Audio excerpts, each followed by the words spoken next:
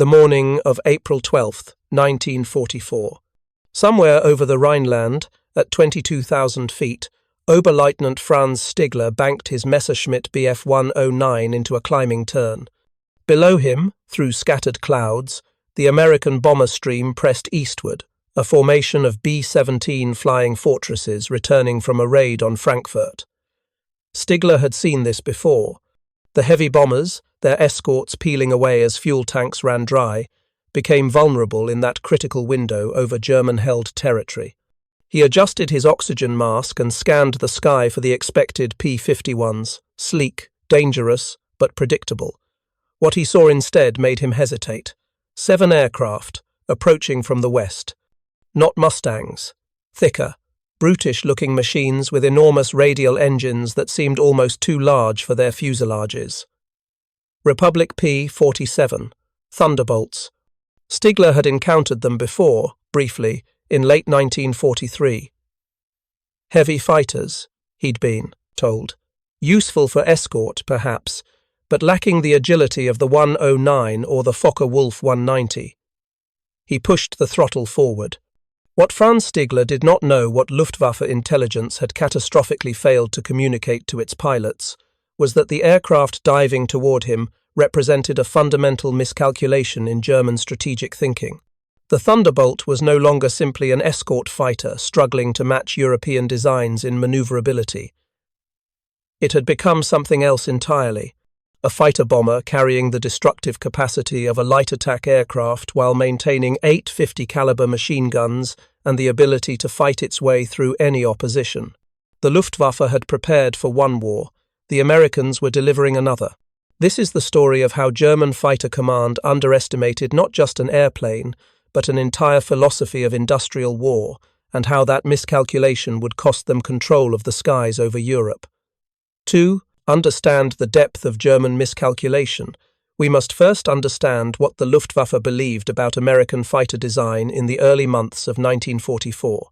German fighter doctrine, forged in the crucible of the Spanish Civil War and refined through the campaigns in Poland, France, and the early Eastern Front, emphasized agility above all else. The Messerschmitt Bf 109 had been designed as a lightweight interceptor capable of rapid climbs and tight-turning combat.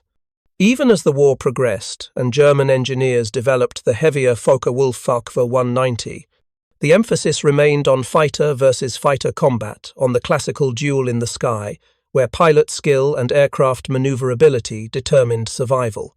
When the first P-47 Thunderbolts appeared over Europe in April of 1943, German intelligence officers analyzed them through this doctrinal lens. Here was an aircraft that weighed over 13,000 pounds, empty nearly twice the weight of a Bf 109E. Its wingspan stretched 40 feet, 7 inches. Most tellingly, it was powered by an enormous Pratt Whitney R-2800 double wasp engine, an 18-cylinder radial that produced 2,800 horsepower at war emergency power settings. To German eyes, trained to value lightweight and aerodynamic efficiency, the Thunderbolt appeared to be exactly what its pilots nicknamed it, a jug short for juggernaut, but implying something heavy, unwieldy, perhaps even obsolete. If you're enjoying this deep dive into the story, hit the subscribe button and let us know in the comments from where in the world you are watching from today. Luftwaffe intelligence reports from mid-1943 reflected this assessment. The P-47, they concluded, was an adequate high-altitude escort fighter with good diving speed but poor maneuverability at lower altitudes. TLW-190 pilots were instructed to avoid diving contests with Thunderbolts but to engage them in turning fights where German aircraft held the advantage. 109 pilots were told the American fighter was vulnerable in climbing combat at medium altitudes. Most critically, German tactical doctrine classified the P-47 as purely an escort fighter, a defensive weapon meant to shepherd bombers to and from their targets. Once the bombers were gone, the Thunderbolts would return to England. They were not, in German estimation, a ground attack threat. This assessment was based on incomplete information and a fundamental misunderstanding of American strategic thinking. The United States Army Air Forces had indeed initially deployed the P-47 as a bomber escort. The aircraft's exceptional high-altitude performance, long range when equipped with drop tanks, and heavy armament made it ideal for protecting B-17 and B-24 formations against Luftwaffe interceptors. But American commanders were already recognizing something the Germans had not anticipated. The Thunderbolt's massive radial engine and robust airframe could absorb punishment that would destroy lighter fighters.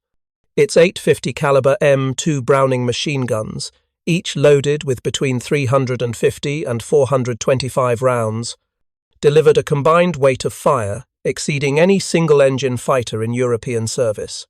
And perhaps most significantly, the aircraft's load-bearing capacity was far greater than its escort mission required. In the summer of 1943, as Allied planners prepared for the invasion of France, they began to rethink the Thunderbolt's role. The question was simple: if this aircraft could carry drop tanks weighing hundreds of pounds and still outfight German interceptors, what else could it carry? The answer would transform the air war over Europe. The transformation began not with a dramatic announcement but with quiet modifications at Republic Aviation's factory in Farmingdale, New York, and at forward air bases in England. Engineers had always known the P-47's airframe was extraordinarily strong. The aircraft had been designed around the principle that pilot survival required both firepower and protection. Unlike lightweight interceptors that prioritized speed through minimal structure, the Thunderbolt featured a robust semi-monocoque fuselage capable of sustaining battle damage that would tear apart a Bf-109 or even an FW-190. The P-47's wing design was particularly significant.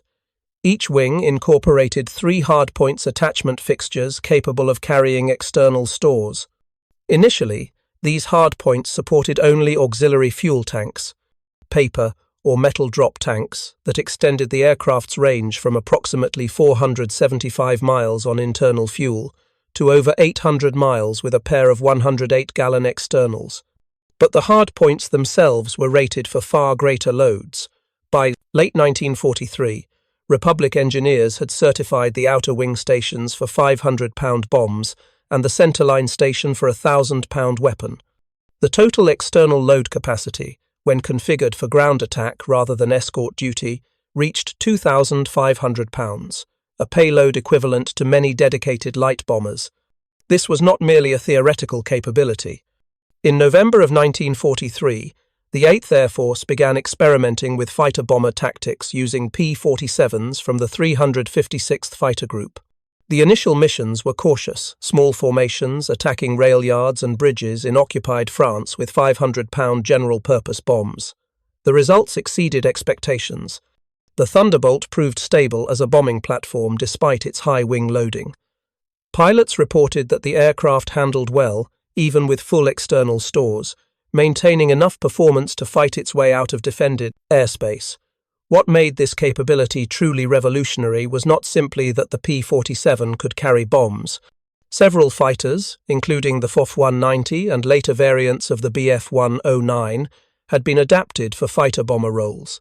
What set the Thunderbolt apart was that it could carry a devastating ground attack load while retaining full fighter capability. The 850 caliber machine guns remained available for strafing or air-to-air combat. The aircraft's speed and altitude performance were reduced but not eliminated. A Thunderbolt carrying 2 500-pound bombs and a centerline fuel tank could still accelerate to over 350 miles per hour in level flight and climb above 20,000 feet performance that would allow it to engage most Luftwaffe fighters on roughly equal terms. By January of 1944, as Allied planners finalized the strategy for Operation Overlord, the invasion of Normandy, the P-47 had been fully integrated into the ground attack role.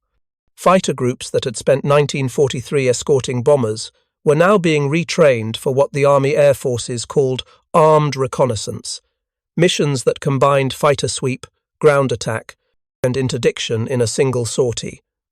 Thunderbolts would penetrate deep into German-held territory, attack targets of opportunity trains, convoys, airfields, communications facilities, and then fight their way home through whatever opposition the Luftwaffe could muster. The transformation was doctrinal as much as technical. American commanders had concluded that air superiority meant more than simply protecting bombers or shooting down enemy fighters. It meant denying the enemy the ability to move, to communicate, to concentrate forces. It meant making every road, every rail line, every staging area a potential killing ground. And it meant doing so with an aircraft that could perform this mission while simultaneously maintaining the capability to defeat enemy fighters in air-to-air combat. The Germans, focused on their own desperate struggle to defend the Reich against the bomber offensive, failed to recognize this shift. Luftwaffe intelligence continued to classify the P-47 primarily as an escort fighter throughout the winter of 1943 and early 1944. Reports noted that American fighters occasionally strafed ground targets when opportunities presented themselves, but this was interpreted as opportunistic aggression rather than systematic doctrine. The idea that the Americans would deliberately send their escort fighters the very aircraft needed to protect the bomber streams on low-level ground attack missions seemed counterintuitive, even wasteful. This failure of imagination would prove costly. In the weeks leading up to D-Day, the scale and sophistication of American fighter-bomber operations increased exponentially. By late May of 1944, the 9th Air Force, the tactical air component assigned to support the Normandy invasion, had reorganized 16 fighter groups around ground attack doctrine. Of these, 9 flew P-47 Thunderbolts. The aircraft had been fitted with bomb shackles, improved gun sights for ground attack, and additional armor protection for low-altitude operations. Pilots underwent intensive training in dive bombing, rocket fire, and low-level navigation. The ordnance variety available to Thunderbolt pilots reflected the mission's complexity. Standard loadouts included 500-pound general-purpose bombs for attacking hardened structures, 260-pound fragmentation cluster bombs for use against troops and soft-skinned vehicles, and 100-pound semi-armor-piercing bombs for attacking locomotives and armored vehicles. Some aircraft were equipped to carry 5-inch high-velocity aircraft rockets, unguided projectiles that could penetrate the armor of medium tanks.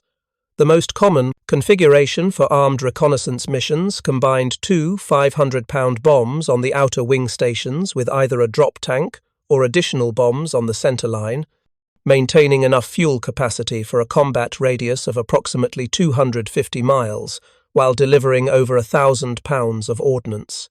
What made these missions particularly devastating was not the size of individual attacks, but their relentlessness.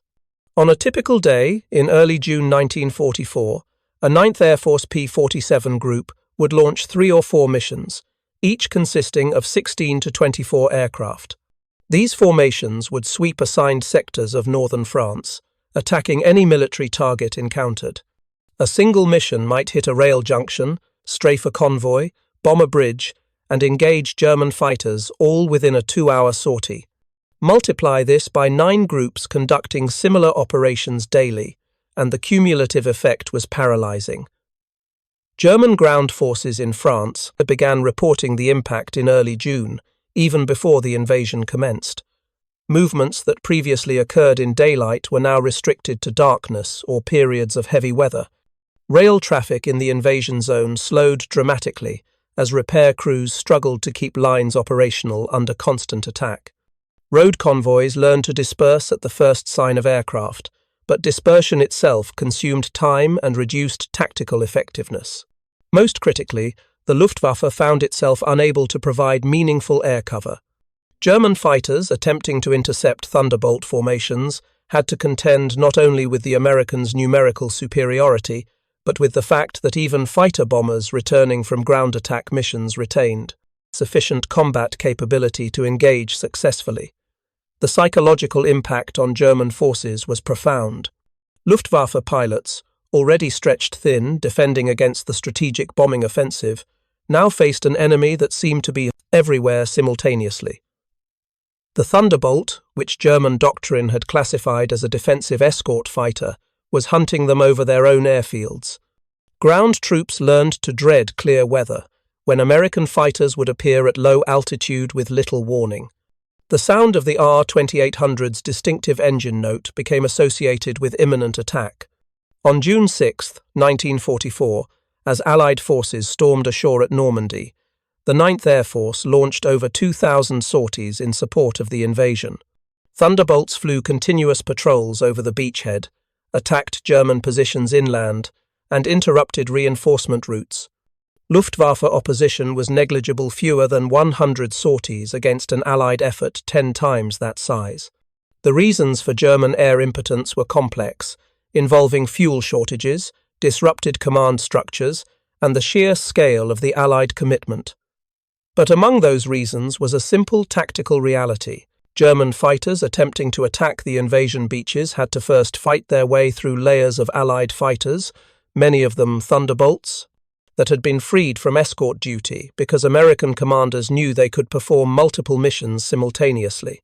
The ground attack capability that Luftwaffe intelligence had dismissed as opportunistic strafing was, in fact, a deliberate, systematic campaign to achieve not just air superiority but air supremacy, a condition where the enemy is unable to conduct meaningful air operations and friendly air forces can operate with near impunity.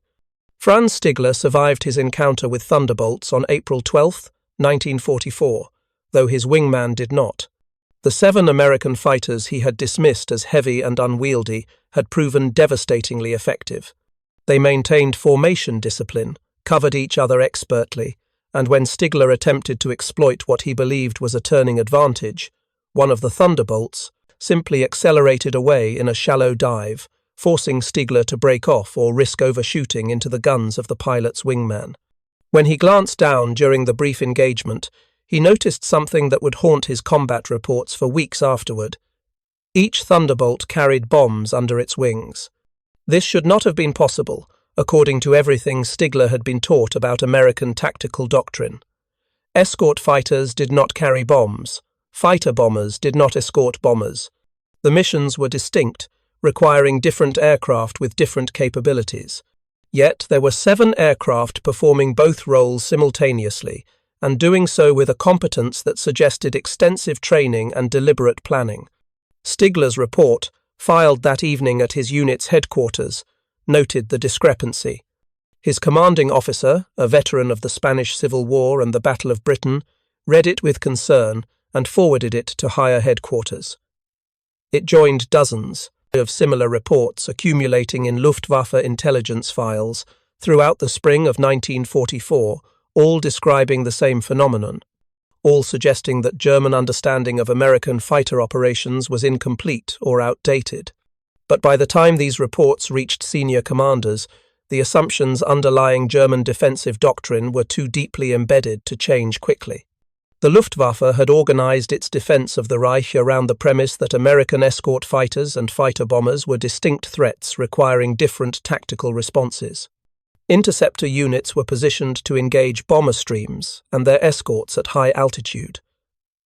Flak batteries and ground attack aircraft were assigned to deal with low-level threats.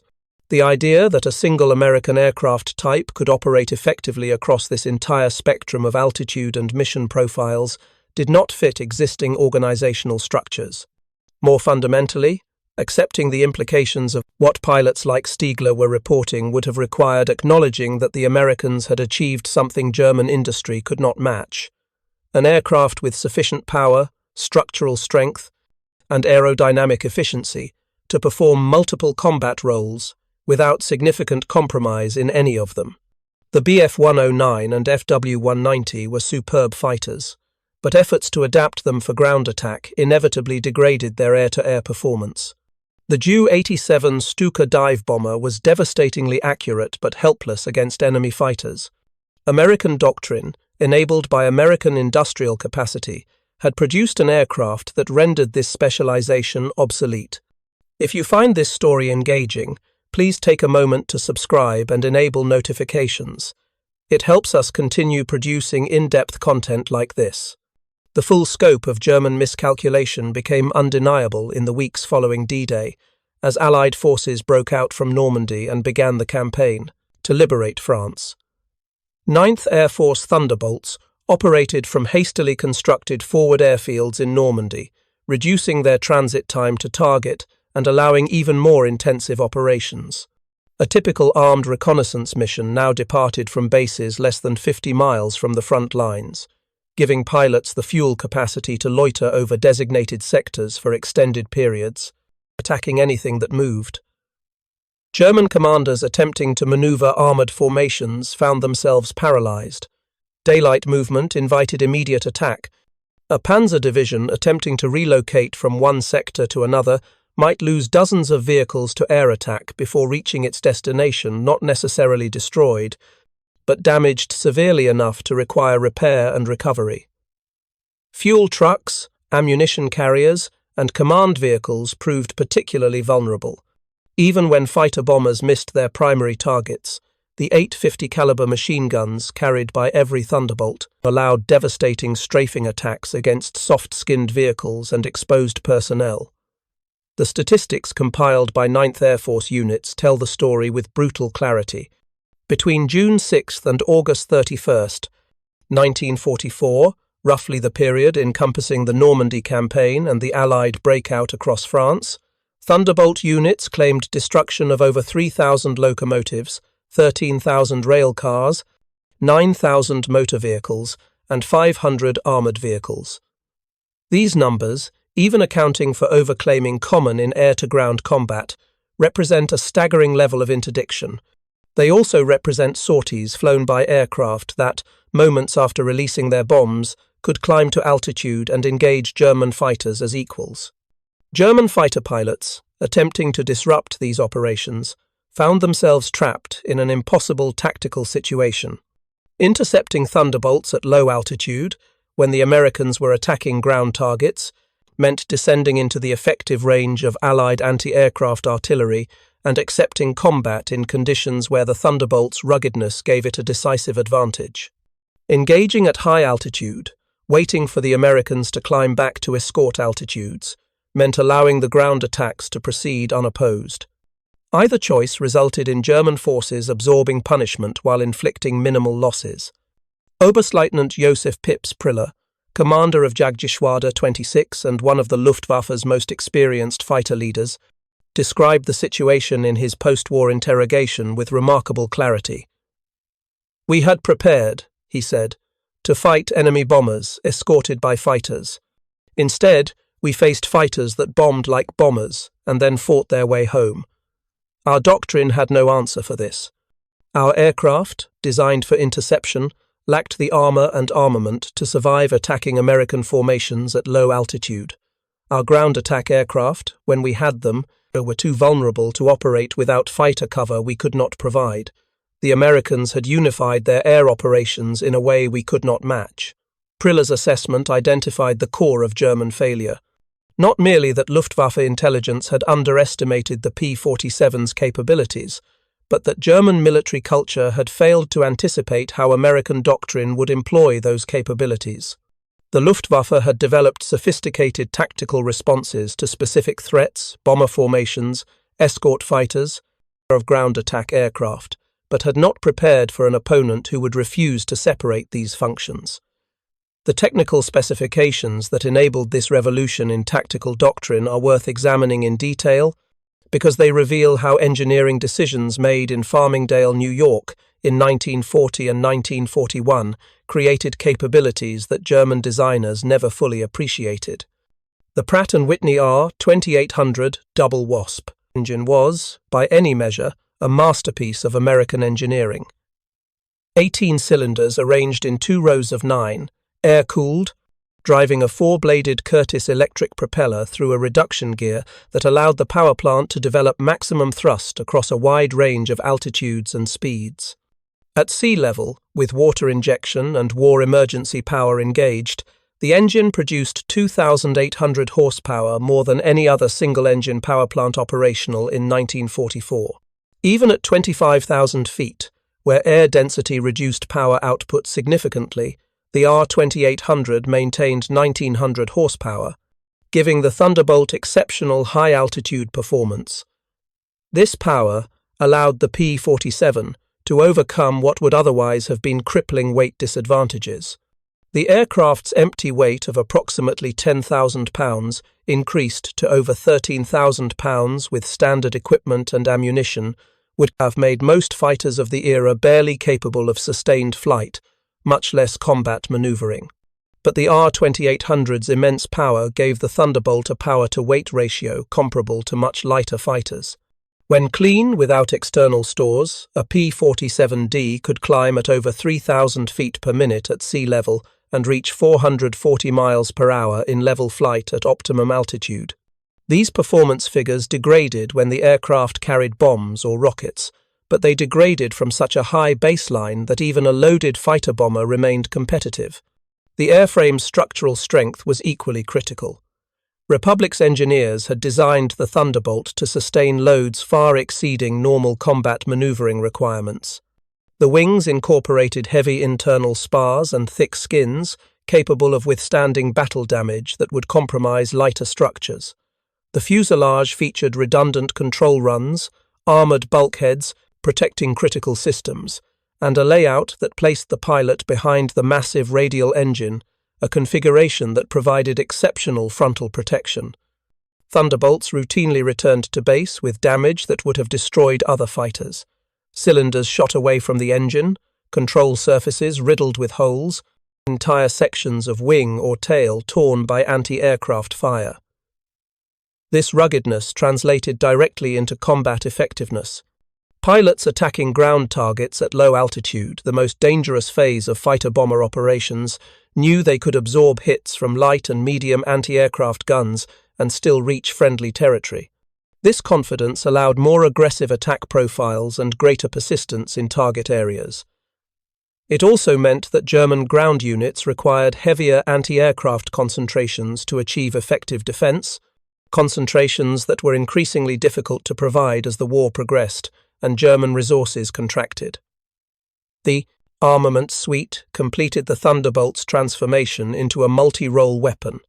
8 Browning M2 50-caliber machine guns, 4 in each wing, fired from inside the wing structure through ports aligned to converge at approximately 300 yards.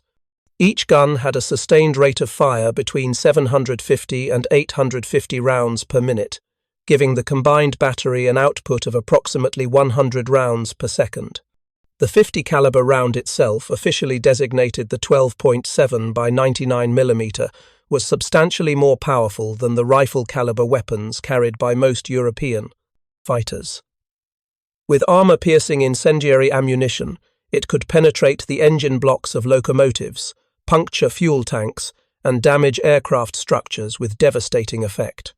For air-to-air combat, this firepower was overwhelming. German fighters featured combinations of rifle-caliber machine guns and 20mm or 30mm cannon, weapons that required precise aim and close range to achieve kills. The Thunderbolt's battery allowed pilots to open fire at greater distances and sustain bursts long enough to ensure hits even against maneuvering targets.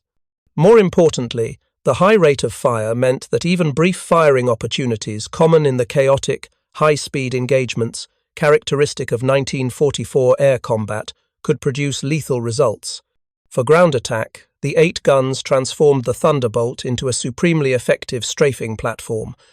A single pass along a road convoy or rail line, lasting perhaps 3 to 5 seconds, would expend between 300 and 400 rounds, enough to damage or destroy multiple vehicles. Unlike cannon, which had limited ammunition capacity and required more precision, the 50-caliber battery allowed sustained fire that could rake entire target areas. German forces attempting to defend against these attacks found that conventional countermeasures were inadequate. Light anti-aircraft weapons, 20mm and 37mm guns, typically mounted on mobile chassis, lacked the hitting power to reliably bring down Thunderbolts before they completed their attacks.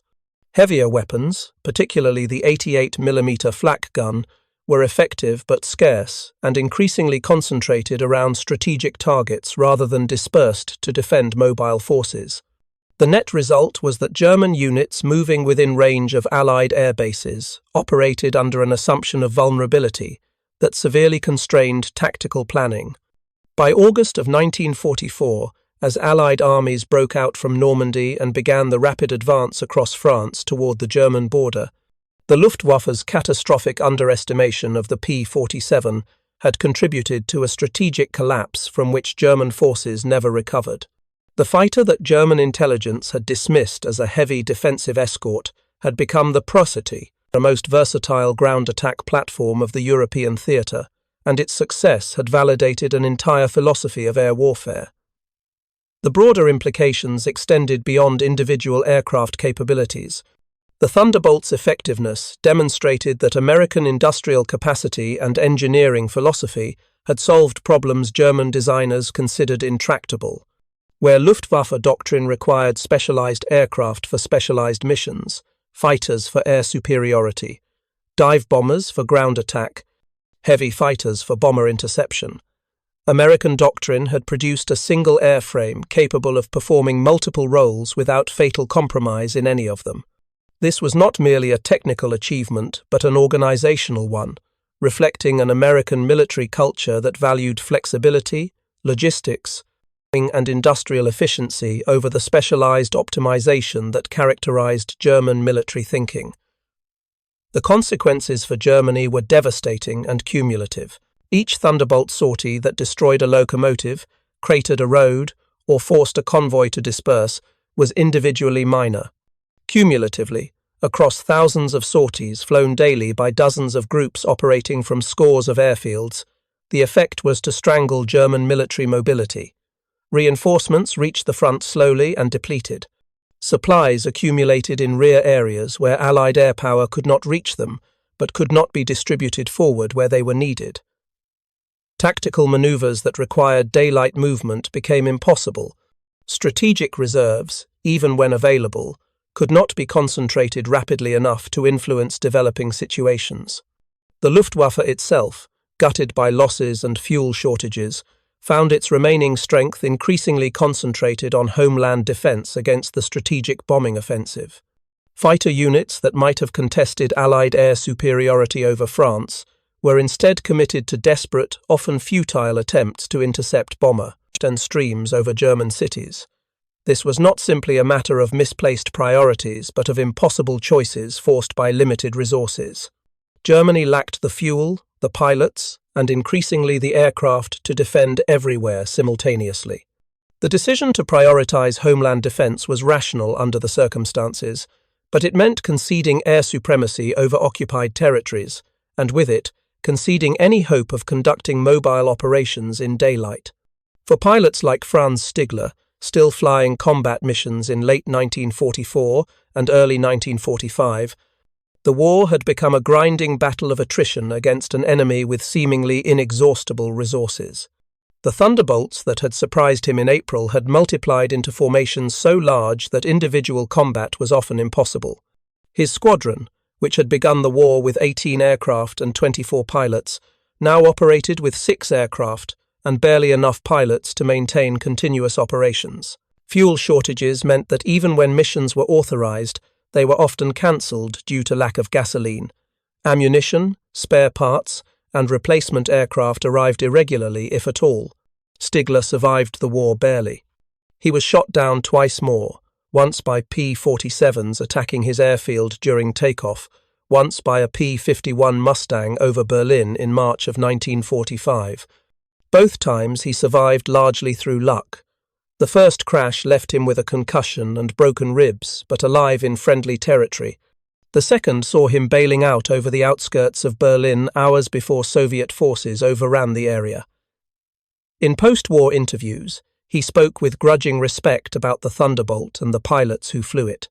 They had, he acknowledged, understood something about modern warfare that the Luftwaffe had failed to grasp until too late, that air superiority meant more than shooting down enemy aircraft, that control of the sky enabled control of the ground, and that the side capable of maintaining continuous pressure across multiple domains simultaneously would ultimately prevail. The P-47 Thunderbolt continued flying combat missions until the final days of the war in Europe. The last recorded fighter-bomber sortie by a Thunderbolt unit occurred on May 7, 1945, the day before Germany's formal surrender, when aircraft from the 365th Fighter Group attacked rail targets in Austria. By that point, organized Luftwaffe resistance had essentially ceased, and Thunderbolt missions consisted largely of armed reconnaissance, intended to prevent German forces from establishing defensive positions or escaping Allied encirclement. The aircraft's combat record speaks to both its versatility and the skill of the pilots who flew it. 9th Air Force P-47 units were credited with destroying or damaging over 60,000 motor vehicles, 6,000 armoured vehicles, 11,000 locomotives, and more than 150,000 rail cars during the war's final year.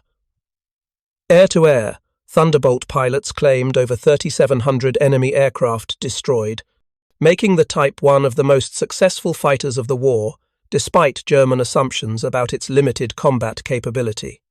More telling than raw numbers, however, was the operational flexibility the aircraft provided. The same units that flew ground attack missions in the morning conducted bomber escort in the afternoon and fighter sweeps in the evening, adapting to mission requirements with minimal turnaround time. For the Luftwaffe, the miscalculation represented not simply a tactical error, but a failure of strategic intelligence and doctrinal imagination. German commanders had prepared to fight the air war they expected, based on their own operational assumptions and their understanding of how air power had been employed in previous conflicts. They had not anticipated that their enemy would approach fundamental questions. What is a fighter? What missions should fighters perform? How should air assets be organized and employed? From radically different premises, this failure extended beyond the Thunderbolt specifically.